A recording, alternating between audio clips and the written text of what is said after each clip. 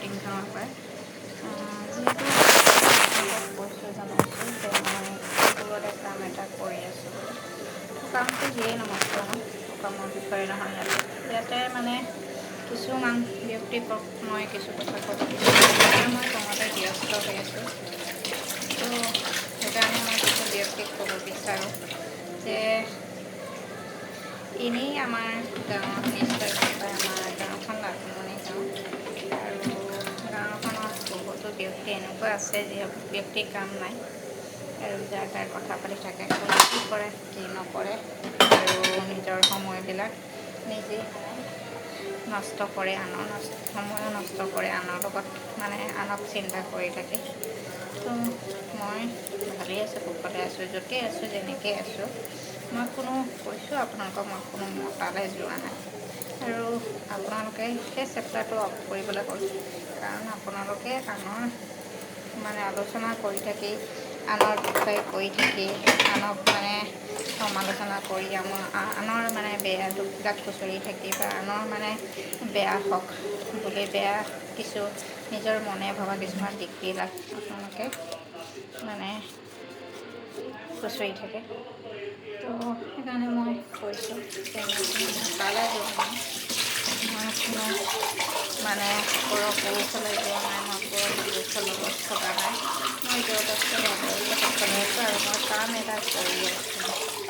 মোৰ তেনেকুৱা কোনো মানসিকতা নাই, মই তেনেকুৱা কোনো ধৰণে বেলেগ পুৰুষৰ লগত থকা নাই, আৰু এই কথাখিনি নিশ্চয় মোৰ মানুহজনে জানে, আৰু মোৰ মানুহজনৰ লগতে মোৰ বৰ্জনা, মোৰ দেৰচাচ আৰু কিছু ব্যক্তিয়ে জানে, যিসকল ব্যক্তিয়ে মোৰ কামবিলাক দেখি বা মই কৰা কামবিলাকত বিশ্বাস কৰে।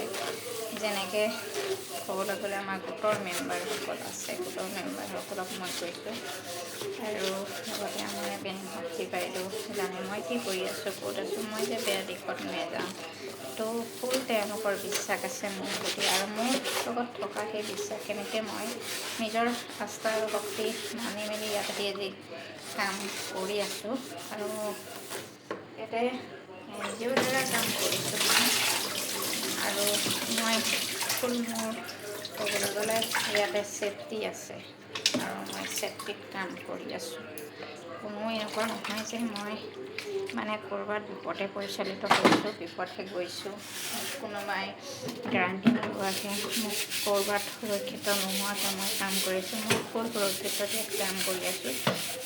হ'ব পাৰোঁ মই ঘৰৰ পৰা আঁতৰত আছোঁ, কিন্তু মই ফুল সুৰক্ষিত হৈ ইয়াতে কাম কৰি আছোঁ। মোৰ ইয়াত যিকোনো প্ৰব্লেম হয়, যিহেতু মোৰ লগত মোৰ ছিনিয়ৰ ছাৰসকল আছে, তো মই তেওঁলোকৰ কি প্ৰব্লেম নহওক কিয়নো তেওঁলোকক মই আহিছোঁ যেতিয়া তেওঁলোকক জনাব লাগিব, আৰু সেয়েহে মই তেওঁলোকক সকলোকে কওঁ, যিসকলে মোৰ পিছত লাগি আছে, মোৰ ঘৰখনৰ কাৰণে লাগি আছে, মোক বিপদে পৰিচালনা কৰিবলৈ চিন্তা কৰি আছে, মই বেয়া ৰাস্তাত গৈছোঁ বুলি সমালোচনা কৰি আছে, তো তেওঁলোকক আপোনালোকৰ বেলেগ কিবা কাম নাই, কোনে কি কৰিছে, কাৰ মাইকী কি কৰিছে, কাৰ মাইকী কি কৰা নাই, সেয়েহে আপোনালোকৰ অৱস্থাবিলাক দেখিয়ে আছোঁ মই, বা গম পাই আছোঁ।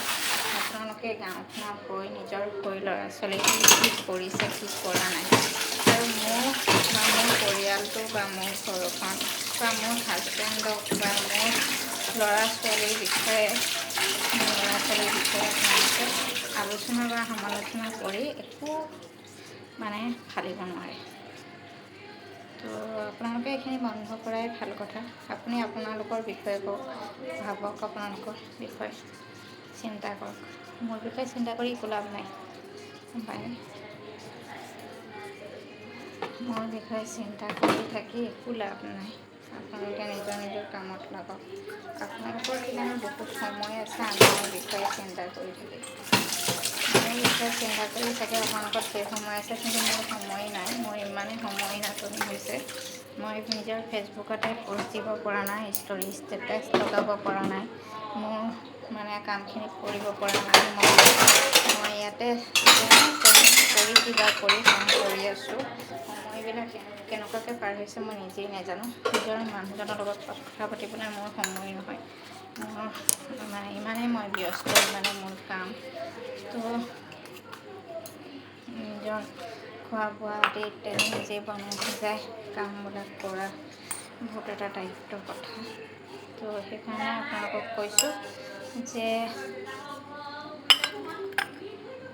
আপোনালোকে এইবিলাক কৰি থাকি কোনো লাভ নাই দেই। আপোনালোকে নিজৰ সংসাৰখনত অকণমান গুৰুত্ব দিয়ক। মোৰ সংসাৰখন মই কেনেকৈ দিওঁ, কি কৰোঁ কি নকৰোঁ, মোৰ হাজবেণ্ডে মোক কেনেকৈ